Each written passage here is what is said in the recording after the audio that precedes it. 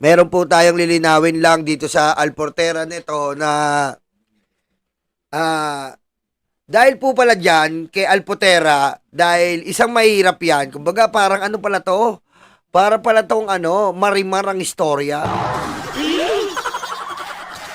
Diba?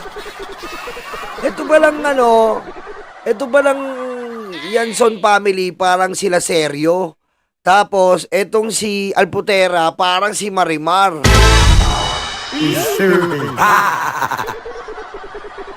Oh, parang si Marimar pala ang istorya nito na dinampot lang po ito na nagtitinda lang po ng promodizer lang. Promodizer, sir, bili po kayo ng Marlboro. Ganun lang pala yan.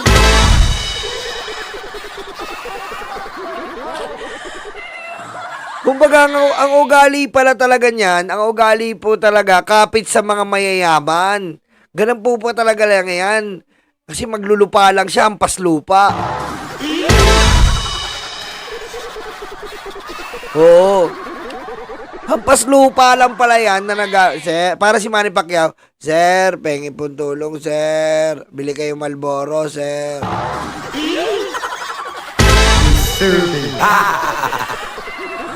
Yan pala yan, mali pala tayo ng inala. Kumbaga, yung ano niya, yung pamilya Yanson, yun ang nag-ahon sa kayo niya sa kahirapan. Ngayon, nung dumating siya, kaya nagkagulo-gulo-gulo. Hindi pala yun. Mali yung prediction natin eh. Mali. Mali yung natin sa mga assets and liabilities na research natin. Hindi siya bilyonarya. Sinabi kasi ni Pebbles di ba? Kay Pebbles lang tayo Hindi siya bilyonarya, hindi siya philanthropist. Sampid, hampas lupa. Kumbaga nakita lang yan sa kalsada. Siyempre, medyo mestiza. Mestiza ka. Ineng, mestiza ka. Gusto mo ba? Sige po, sir. Ayoko na ng promodizer.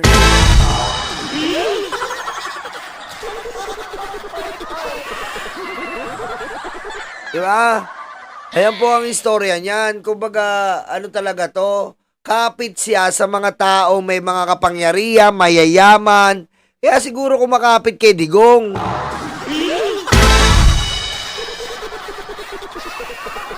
No? Tapos itong Jeanette Yanson, yung Jeanette Yanson, yung kapatid nung mayaman, nakulong ng 6 na taon din pala yan. Nakulong ng 6 na taon. Tapos itong nanay, si Olivia Yanson, binigay yung share sa EJS. Matagal na panahon noong 2013. Ayan po. Kumbaga nagkagulo-gulo ang pamilya. No? Pinasok ni Seryo si Marimar. Marimar, gagawin ko lahat. Ang mga asyenda, mapapasayo. Mga asyenda, Marimar. Paano yun? Paano yun, Seryo? Masyadong matapobre ang pamilya mo. Walang problema yun, Marimar. Importante, mahihaong kita sa hirap, Marimar. Costenita, soy.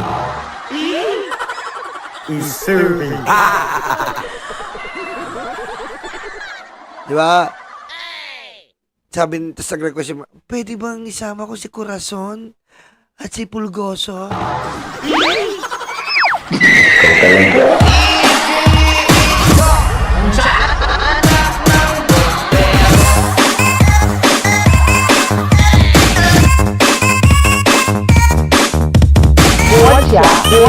国家主席习近平。 Kaya may background to si Marimar na pagiging manggagamit, user. 'Di ba? User talaga. Pero mo galing ka sa bar. No? Nakuha ka sa promo girl ng Marlboro. Sa bar kasi, 'di ba yung bar, yung mga disco, may nagpo-promo doon ng mga Marlboro O, edi syempre, may isang Yanson na nakita siya. 'Di ba? May isang Yanson nakita siya. Okay ito makinis-kinis parang labanos Anong pangalan mo? Marimar.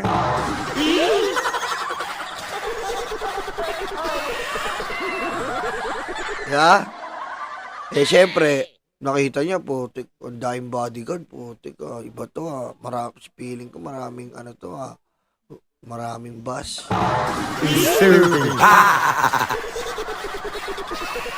User na, promo girl pa, tama, Katrina Love. Diba, naglolo ko yung comment section natin, pasensya na po hindi ko alam ba't naglolo ko yan. At na username ang lumalabas, ewan ko. Putik. Ba't naglolo ko yung... Naglolo ko yung comment section natin. Yan tuloy, lumalabas yung mga edad nyo. Yung mga username nyo na 1965, 1960, 1970. Ayan. Yan kasi. Naglolo ko Naglolo ko yung natin. Yung yan, 19, naglolo ko. Kita mo, lumalabas na yung mga birth date nyo. 1975.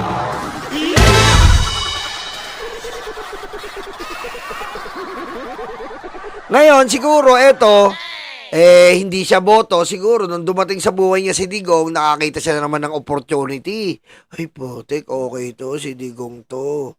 Nakakita siya ng opportunity. Siyempre, sanay siya sa pagiging user, nagpagamit na naman.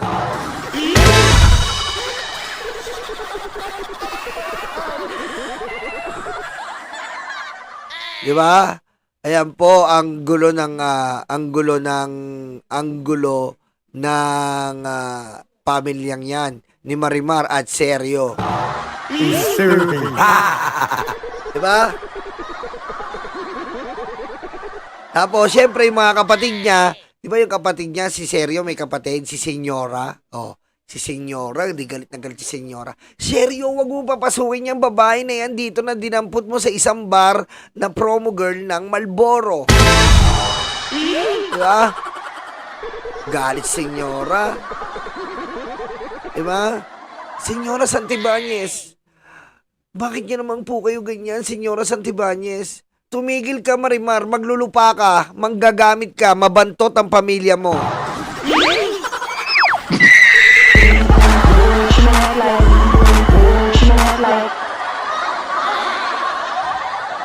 Diba? Sabihin ni Seryo, sis, ba't ka ganyan kay Marimar? Nagmamahalan kami. Handa akong ibigay ang 3 bus sa kanya.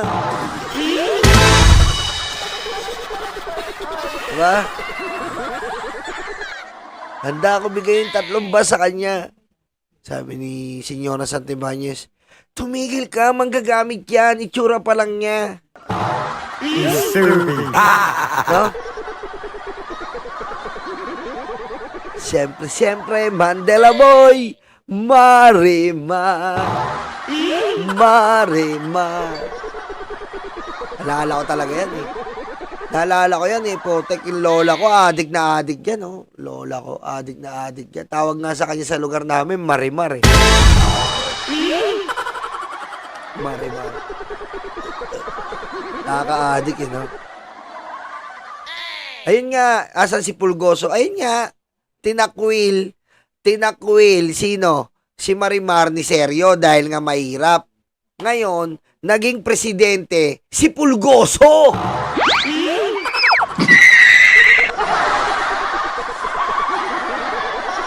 Who is this stupid guy?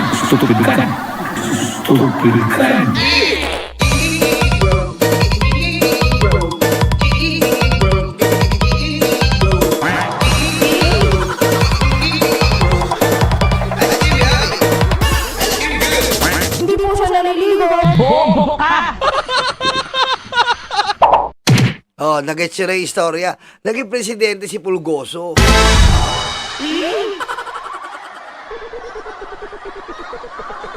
Yeah? Okay, dumako na tayo dito. Ayan po ang ating reaction dyan. Kinorek lang natin kasi mali tayo Okay, dito na tayo. Eto na po. Ito yung sinasabi ko na nga ba BBM Anong tourism gen? Frasco leadership faces backlash for failing to meet 7.7 visitor target. Sorry po, DOT. Sinabi na natin yon nung nagre-revamp pa lang. BBM ang DOT natin. Ano nangyayari? Ayan po tinatalakay natin ang DOH. Binabasag natin yan. Ngayon, basagin naman natin tong Department of Tourism.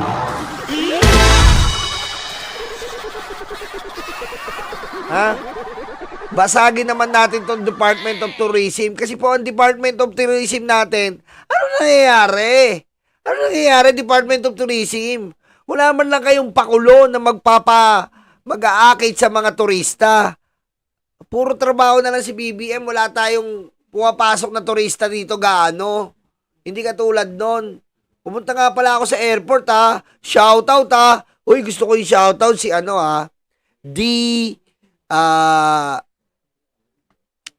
si Vince Dizon. Grabe, pumunta ako sa airport kanina madaling araw. Ang luwag na ng Terminal 1, yung mga OFW, mga kababayan natin. Di ba yung Terminal 1 po, sa ilalim kayo, pag bumuuwi kayo, doon kayo sa ilalim lumalabas. Ngayon, hindi po. Ang ginawa na po, yung VIP area po ng Terminal 1, doon na po lumalabas ang mga papunta.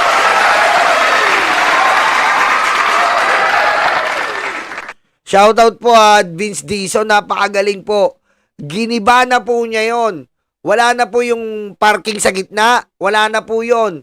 Yung mga ABCDE, FGH, yung ganon, wala na po. Doon na po kayo sa doon yung VIP area. Yung hindi pwedeng pasukin dati dahil VIP area. Yung may sticker lang, doon na kayo papasok ngayon. Shoutout Vince Dizon, napakagaling ni Vince Dizon, men. Shoutout sa iyo. Napakaluwag po, wala pong traffic sa airport. Ngayon lang po ako nakakita ng ganon sa tanan ng buhay ko. May darating na flight, wala pong traffic. As in, wala. Ang tagal ko nagtrabaho sa airport. 2011 pa lang, ay hindi, almost 17 years ako nagtatrabaho dyan sa airport, sa transportation. Grabe traffic dyan. Pag may dumating na flight, tas nasundan pa lang isa, wala nang galawan. Pero ngayon, sabi ko sa inyo, pumunta kayo, umuwi kayo ngayon, tignan nyo, wala nang traffic, ang bilis lumabas. Shoutout Vince Dizon, Department of Tourism. Paano ka naman? Ano nangyari sa'yo?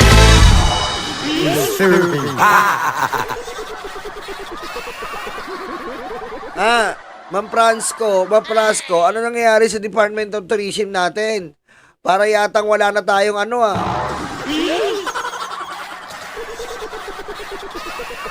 Diba? Ano nangyari Department of Tourism? Wala po tayong nakikitang magandang ngayon ng Department of Tourism na mga akit sa mga turista natin. Sinusundan niyo ba yung sinasabi ni Sarah na hindi yung San Juanico Bridge?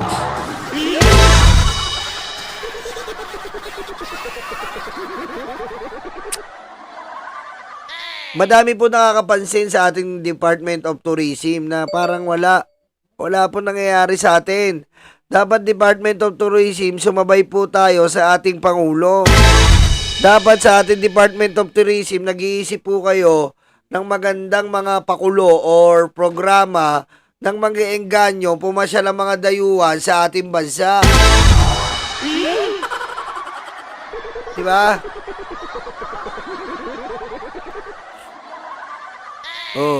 Dapat, albawa, dati, di ba, sabi ko nga sa inyo, wow, Philippines. Mga ganyan, di ba? Tara na, biyahe tayo. Yung mga ganun dati, wow, Philippines, tara na, biyahe tayo. Tapos, basta ang daming pakulo dati ng Department of Tourism, ngayon po, wala kayong naririnig, di ba?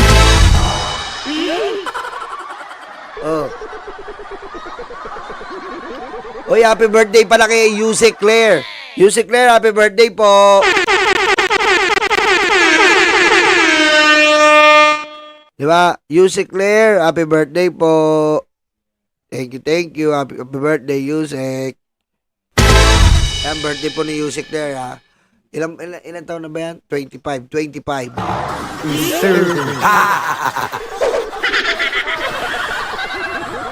Happy 25 birthday, Yusek Claire. Sana umaba pa buhay mo. At lalo mo pang mabwisit ang mga DDS at ang ating fake news na Vice President. Tawagan kaya natin. Naka-live yata eh. Naka-live ba? Ayan po kilos-kilos tayo. DOT. Department of Tourism. Ano na? Ano nangyayari? Dapat ano tayo? Ano ba magandang Ano ba magandang i-highlights? Dapat i-highlights yun. Walang bagong motto. May bagong motto ba yung Department of Tourism? Wala, di ba? Ano naman yan? Tourism. Department of Tourism. Wow, Philippines. Mga ganun sundan nyo dapat eh. No? Okay, dumako na tayo sa speakership. Dito na po tayo sa speakership ni Speaker na later Representative Martin Romualdez has already secured the overwhelming support of his college in House of Representatives to ensure his re-election as Speaker of the House. House leader said yesterday. At may nakakalaban nga po siya. Sorry po sa mga nakakalaban nyo kasi po mahirap po tibagin si yung Speaker eh. Mahirap po tibagin si Speaker. Unang-una, Quadcom. Quadcom tayo. Pangalawa, 200 pesos na aumento. Pangatlo, yung pagtulong po sa ating mga kababayan na nabibigyan ng mga ayuda. Pang-apat, yung siya lang po ang nakagawa. Siya lang po ang nakagawa. Ito, huwag yung kalimutan to ha. Siya lang po ang nakagawa na pinalapag niya mismo. Pinalapag niya mismo ang Kongreso sa Zambales. Siya lang nakagawa nun. Buong Kongreso lumipad patungong Zambales. Siya lang yun. Paano mo, di ba? Paano mo i-break yun? Paano mo i-break yun? Pero mo nag-hearing sila sa Zambales. First time ever yun. Diba? Yung kalaban niya, may ano daw eh, may sabit na iba nang nararamdaman. Diba? Yung kalaban niya, may ano eh, iba na.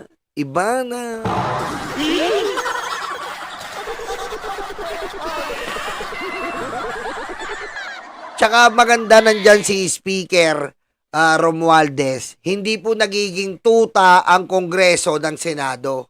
Yun po ang kagandahan dyan.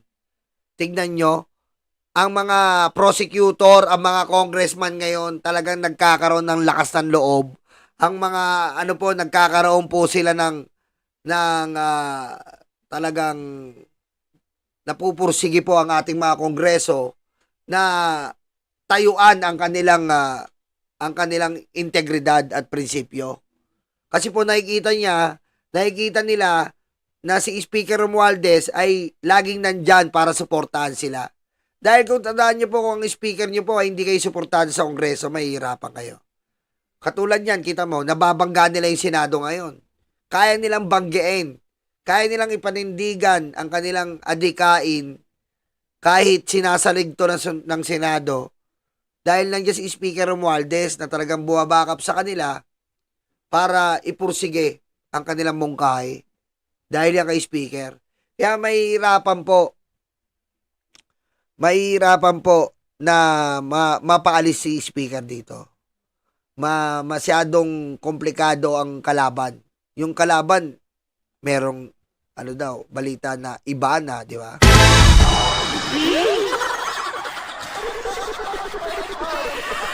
Di ba? So, feeling ko si speaker to kasi as of the moment, teka lang ha, yan nga natin dito, ito, House. Pakinggan lang natin saglit tong House of Representative. Dito. General Torre. Laid down clearly by the Constitution. And sabi nga po ng aking would go to either Congressman Toby Chanco or Yan. Congressman Albi Benitez. Ayan na. Sino daw pipiliin mo? Ako kay speaker ako. Ang dami na patunayan nito. Speaker ako. Ang dami na napatunayan nito. Doon tayo sa may good family background. Huwag tayo doon sa... Ngayon, ini-issue nila si speaker kay ibang babae na naman. Luma na yan.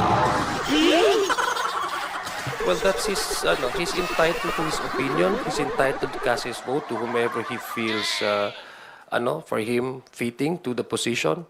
Wala naman pong nagpupuwersa sa bawat isa sa amin na bumoto. In fact, that actually is a manifestation. There is no that when it comes to election of the speakership, wala pong sapilitan dito sa House. Totoo yan. Kumbaga, kayo, iboto nyo, gusto nyo si Gloria uli. Yan tanong kung mananalo kayo. Diba? Gusto nyo si Gloria. Oh. Gusto nyo si Gloria, o gusto nyo si Ungas. Oh. Kung matanong, mananalo. That the election and the vote of each individual congressman will be entirely up to his or her own discretion. Nagpapakita lang ito na wala pong sapilitan dito at yung 200 plus na congressmen na nag-sign dun sa manifesto ay voluntarily and consciously supporting the speaker, Martin Romualdez. So sa kanya pong palagay yun, nirespeto naman po natin ang opinion niya. Ma'am, just my 2 cents. At the end of the day, Congress is a collegial body.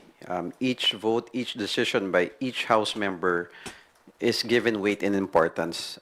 Just to be exact, there's already a 283 who signed the 283 na po ang sign na manifestation. Mahirap na po itumba yan. Tsaka, hindi naman nag-sign yan kasi hindi nila nagugustuhan si speaker.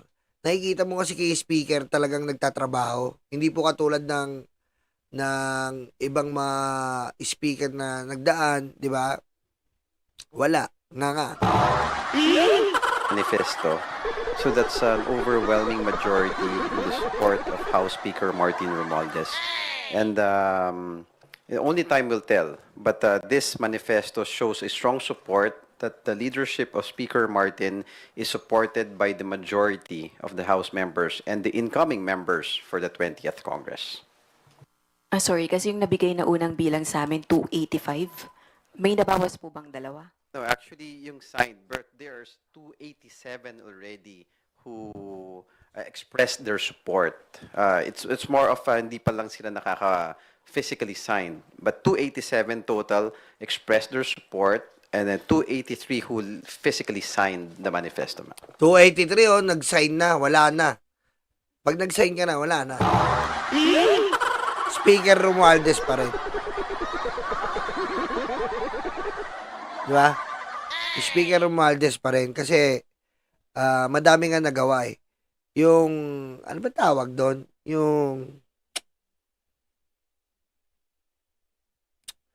Ano ba tawag doon? Yung taking the risk. Tama ba?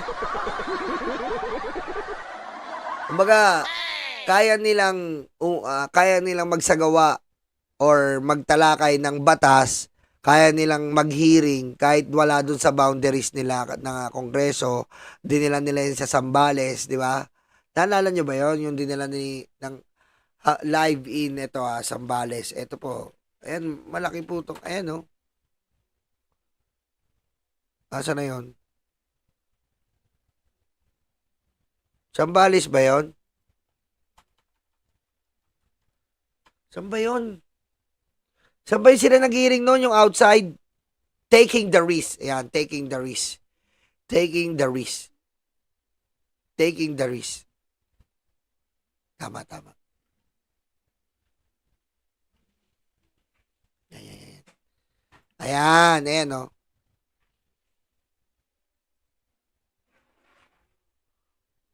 Wala.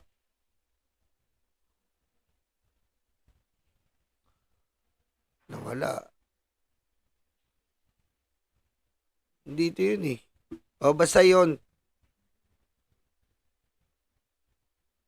O, yun. Di sa ano, nagpunta sila ng Pampanga ba yun? Pampanga. Hindi Pampanga yun eh. Pampanga Quadcom yun eh. Pampanga Quadcom yun eh. Basta yun. Nagpunta sila dyan. Nakalimutan ko lang sa... Kaya dito natin tingnan. Baka hindi ma-detect ni YouTube. Sambales. Yan. Ito. Yan. Yan oh. Pagpasalubong, Oo. pagsalubong Oo. amin dito sa bayan ng Masinloc. Masinloc, Sambales. Oh. Yan. Tingnan nyo. Oh. Nag-hearing sa labas, nag-congress sa labas ng kongreso. Ayan oh.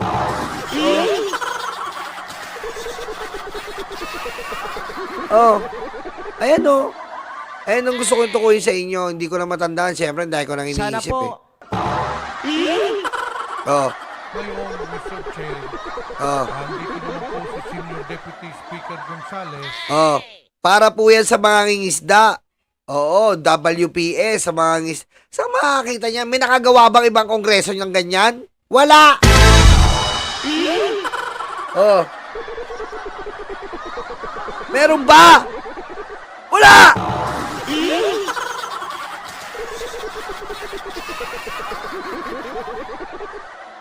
Oh.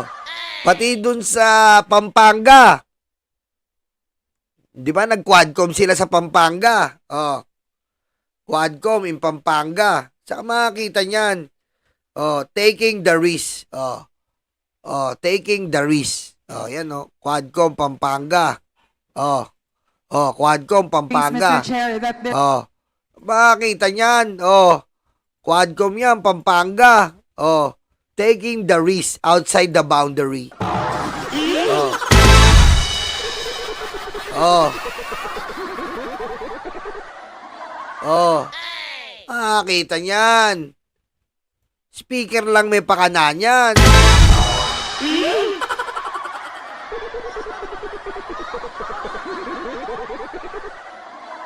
Taking the extra mile. Oh, tama, Ma'am Joey. Taking the extra mile.